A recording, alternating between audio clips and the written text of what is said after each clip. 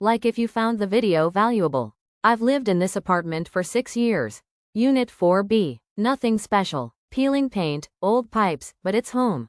And for most of those 6 years, 4C was empty. Until 2 weeks ago. It was a Thursday night when I first heard the door open. Late, maybe 1:30 a.m. I peeked through the peephole. Just a man, average height, dark hoodie, wheeling a single black suitcase behind him. No big deal. New neighbor, I figured. But there was something off. He moved too slowly, not like someone tired, more like someone watching to see if they were being followed. The next morning, I left for work. His door was shut, but the hallway smelled faintly like bleach and cigarette smoke. A weird combo. I shrugged it off, but I didn't see him for days. No sounds, no music, no lights under the door. It was like no one lived there. Then, things got weirder. One night, I came home late. The hallway was dark, motion sensor lights hadn't kicked in. But I could feel someone there. You know that feeling when you're not alone? Like eyes are on you? I turned around, nothing. I reached for my keys and noticed, his door was slightly open.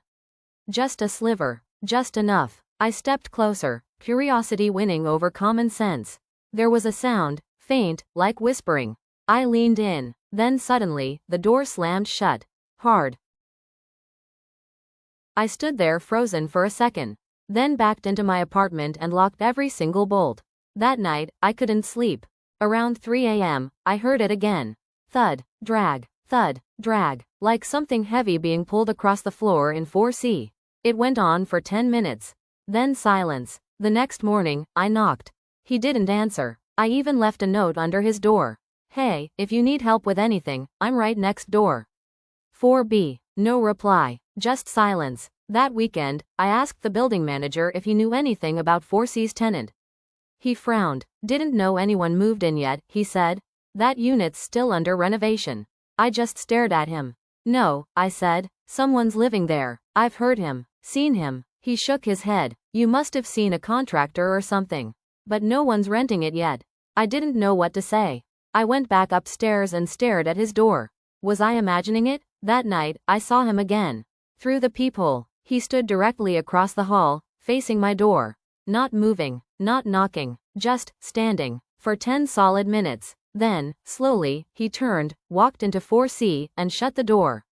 I decided to buy a cheap security cam. One of those doorbell ones.